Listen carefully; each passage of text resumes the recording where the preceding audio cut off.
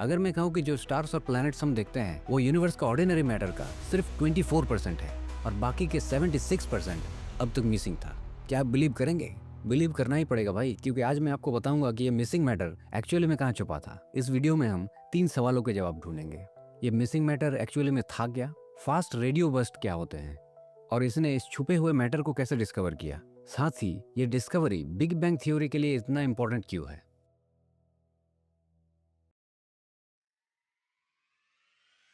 दोस्तों, कंफ्यूजन दूर करते हैं। बिग बैंग थ्योरी के हिसाब से पूरे यूनिवर्स का 95% डार्क मैटर और डार्क एनर्जी से बना हुआ है और बाकी का 5% हिस्सा एटम्स या नॉर्मल मैटर से बना हुआ होना चाहिए, जिससे विजिबल यूनिवर्स बना हुआ है। लेकिन जब एस्ट्रोनॉमर्स ने चेक किया तो स्टार्स और गैलेक्सीज में उन्हें यूनिवर्स का सिर्फ 0.5% ही मिले और लाइफ बनाने वाले एलिमेंट्स जैसे ऑक्सीजन, कार्बन, ये तो सिर्फ 0.03% तक मिले। मतलब ये 5% को अगर हम 100% माने तो हमें उसका सिर्फ 24% मिला, जबकि 76% मिसिंग था। उस 24% में से भी सिर्फ 9% स्टार्स और गैलेक्सीज में मिले और बाकी के 15% गैलेक्सीज के अराउंड हेलोज में छुपे हुए गैसेस के रूप में मिले। तो सवाल ये था कि ये 76% मैटर आखिर गया कहाँ। पूरे यूनिवर्स का ये 5% कंप्लीट करने के लिए ये ह्यूज चंक ऑफ मैटर को मिलना बहुत जरूरी था, पर इसका आंसर तो छुपा था गैलेक्सीज के बीच के खाली रास्ते में, जिसे हम कॉस्मिक वेब कहते हैं। ये मैटर एक्चुअली में इंटरगैलेक्टिक मीडियम में बिखरा हुआ है। यहाँ की डेंसिटी इतनी कम है कि पर क्यूबिक मीटर में सिर्फ एक एटम है। यहाँ डेमोन्स्ट्रेशन में देखिए, एक क्यूबिक मीटर और एक नॉर्मल ह्यूमन का साइज का डिफरेंस कंपैरिजन। अब सोचिए एक पूरे ह्यूमन बॉडी में कितने एटम्स होंगे। फॉरगेट इट, सिर्फ एक ह्यूमन हेयर में 10⁻24 एटम्स हो सकते हैं, यानी 10 के बाद 24 जीरो लगा लो। अब ये एक क्यूबिक मीटर और एक ह्यूमन हेयर के साइज का डिफरेंस समझो और सोचो जिस जगह एक क्यूबिक मीटर में सिर्फ एक एटम मौजूद हो, उसे डिटेक्ट करना कितना चैलेंजिंग हो सकता है। ऑलमोस्ट 92 बिलियन लाइट ईयर्स में फैला हुआ हमारे यूनिवर्स में जब ये हल्का गैस फैलता है तो एक पर्टिकुलर स्पेस में भले ही उसका अमाउंट कम हो, पर ओवरऑल उसका मास बहुत ज़्यादा होता है। इसीलिए साइंटिस्ट ये मिसिंग 76% मैटर को ढूंढ नहीं पा रहे थे, क्योंकि ये इतना थिन और फैला हुआ था कि ये बेयरली नोटिसेबल था। पर साइंटिस्ट्स ने कंटिन्यूअस रिसर्च और एडवांस टेक्नोलॉजी का यूज करके फाइनली उसे ढूंढ लिया।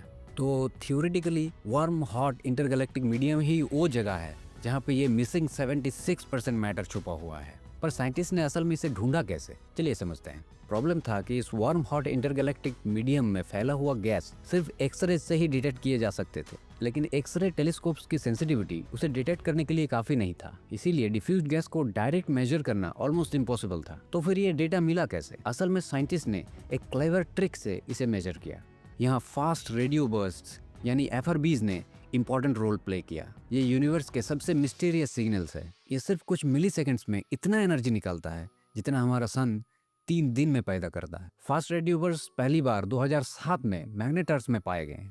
मैग्नेटार्स जिनका मैग्नेटिक फील्ड अर्थ के मुकाबले कई हजार लाखों गुना ज्यादा पावरफुल होते हैं। पर मैग्नेटार्स या FRBs ये मिसिंग 76% मैटर को ढूंढने में कैसे मदद किए?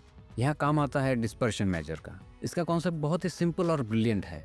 इमेजिन करिए ये fast radio burst signal space में ट्रैवल कर रहा है। जब ये रेडियो सिग्नल उस इनविजिबल गैस से गुजरते हैं तो वहाँ मौजूद फ्री इलेक्ट्रॉन्स इस सिग्नल के साथ इंटरेक्ट करते हैं और इसका रिजल्ट, सिग्नल का जो लॉन्ग वेवलेंथ होता है वो और थोड़ा डिलेड हो जाता है, बिल्कुल वैसे ही जैसे एक प्रिज्म व्हाइट लाइट को अलग अलग कलर्स में फैला देता है। साइंटिस्ट के लिए कैलकुलेशन सीधी थी, जितना ज़्यादा डिस्पर्शन रास्ते में उतना ही ज़्यादा इलेक्ट्रॉन होंगे। सिग्नल जितना ज़्यादा फैला हुआ होगा रास्ते में उतनी ही ज़्यादा गैस थी। इसी टेक्निक ने हमें फाइनली बता दिया कि वो मिसिंग मैटर असल में कहाँ और कितना है। और फाइनली वो दिन आ गया। जून 2025 में साइंटिस्ट ने एक ग्राउंड ब्रेकिंग स्टडी पब्लिश की। उन्होंने ऑलमोस्ट 69 फास्ट रेडियो बर्स्ट का डेटा एनालाइज किया और यूनिवर्स का सबसे बड़ा सेंसस को कंप्लीट किया। उन्होंने पाया कि 9% of the visible universe cold gases और स्टार्स से बने हैं और 15% है गैलेक्सी हेलोज, यानी गैलेक्सीज का आसपास फैला हुआ धुंधला गैस, और बाकी 76% ये है वार्म हॉट इंटरगैलेक्टिक मीडियम में फैला हुआ इनविजिबल गैस, वही मिसिंग मैटर जो गैलेक्सीज के बीच के खाली स्पेस में छुपा हुआ था। तो समझ रहे हो, जो कुछ हम देखते हैं, इंपॉर्टेंट समझते हैं, स्टार्स, गैलेक्सीज, इवन कि ये पूरा ऑब्जर्वेबल यूनिवर्स, ये सब यूनिवर्स के लेजर में बस छोटे फुटनोट्स हैं। असली खेल तो गैलेक्सीज के बीच वो खाली दिखाई ना देने वाला स्पेस में चल रहा है।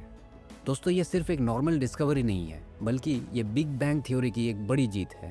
जरा सोचिए, साइंटिस्ट ने बिग बैंग न्यूक्लियोसिंथेसिस और कॉस्मिक माइक्रोवेव बैकग्राउंड का यूज करके पहले ही प्रेडिक्ट किया था कि यूनिवर्स में 5% नॉर्मल मैटर होना चाहिए, पर ये 5% में से 76% मिसिंग था। अगर ये मैटर नहीं मिलता तो हमें फिजिक्स की किताबें फिर से लिखने पड़ते और हमें मानना पड़ता कि हमारे थ्योरीज गलत है। लेकिन अब वो मिसिंग मैटर मिल गया है। प्रेडिक्शन और रियलिटी अब परफेक्टली मैच कर रहा है। इसका मतलब यूनिवर्स के बर्थ के पहले कुछ मिनट्स को लेकर जो हमारी समझ थी वो एब्सोल्युटली प्रूव हो चुका है। Theory pass the ultimate test. दोस्तों एक मिस्ट्री तो सॉल्व हो गई, लेकिन पिक्चर अभी बाकी है।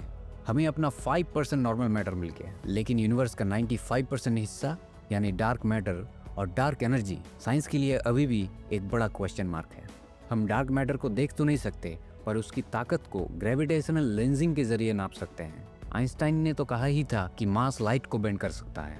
हम जब डिस्टेंट गैलेक्सीज को देखते हैं तो उससे आती हुई लाइट इतना बेंड हो चुका होता है कि नॉर्मल स्टार्स या नॉर्मल मैटर उस बेंड को एक्सप्लेन नहीं कर सकते। वहाँ इनविजिबल मास का एक स्कैफोल्ड है जो उस गैलेक्सीज को पकड़े हुए रखते हैं। तो हमने नॉर्मल मैटर को ढूंढ लिया, अब बारी है डार्क सेक्टर की।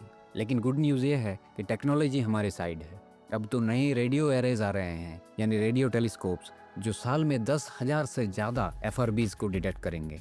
इसका मतलब समझ रहे हो? हम सिर्फ एटम्स नहीं गिनेंगे, बल्कि हम पूरी कॉस्मिक वेब का एक डिटेल्ड 3D मैप बनाएंगे। पूरा यूनिवर्स का नक्शा हमारे हाथ में होगा। तो अगर आपको ये वीडियो अच्छा लगा और कुछ नया जानने को मिला तो इसे लाइक और शेयर जरूर कीजिए और चैनल को सब्सक्राइब जरूर कीजिए, क्योंकि फ्री है भाई।